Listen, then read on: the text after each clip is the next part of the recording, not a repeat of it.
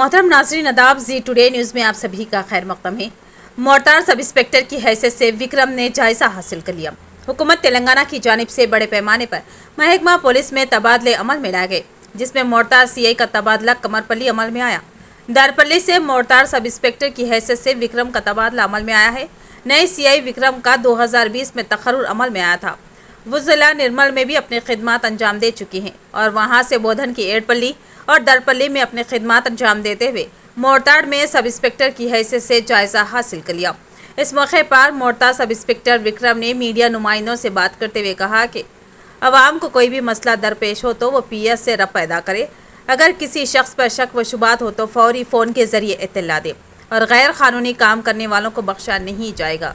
क़वायद की खिलाफ वर्जी करने वालों पर भी सख्त कानूनी कार्रवाई की जाएगी। నా పేరు భూపేల్ విక్రమ్. నేను 2020 బ్యాచ్ సంబంధించిన సబ్ ఇన్స్పెక్టర్ని.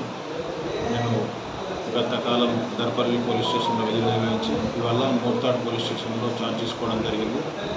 మోర్తాడ్ మండల ప్రజలు మాకు అన్ని విధాలా సహకరించి వారికి ఏమన్నా ఇబ్బందులు ఉంటే మాకు సహకరించగలరు.